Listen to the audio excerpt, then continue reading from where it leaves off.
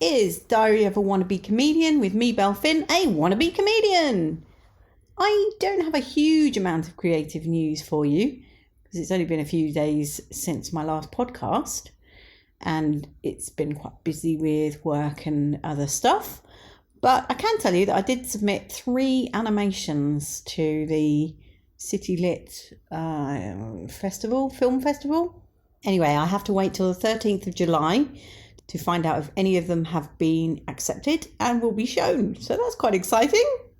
The only other thing I thought I would talk to you about is a company that I have a financial relationship with, shall we say, has been hit by a cyber attack through their supplier.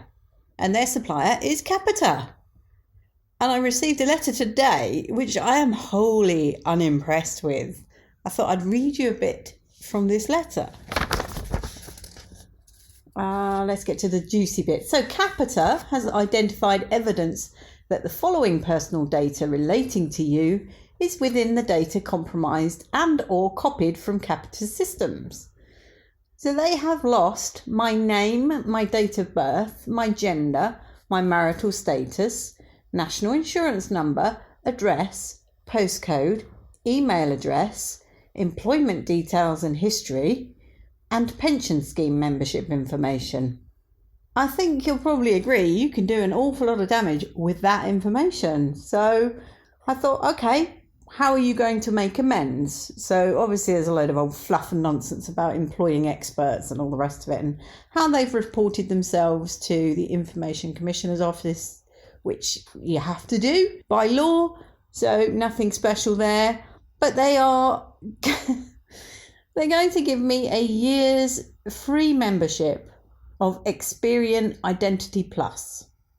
This is so that I can monitor for myself whether or not my identity has been stolen. It's like, it's great, isn't it? They mess it up and then I've got to monitor things for the next 12 months.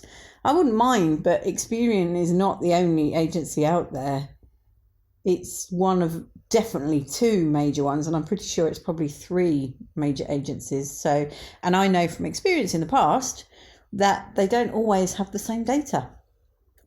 So I don't know what to say about that other than be warned about using Capita. Because it's interesting, actually. I've also had a few problems with my council tax, and Capita managed that as well.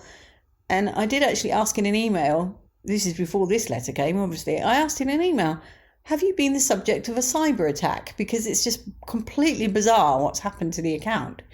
And they just chose to ignore that. Now, I'm kind of minded to push back and say, look, here's evidence that they have lost data. Would you like to answer my question now?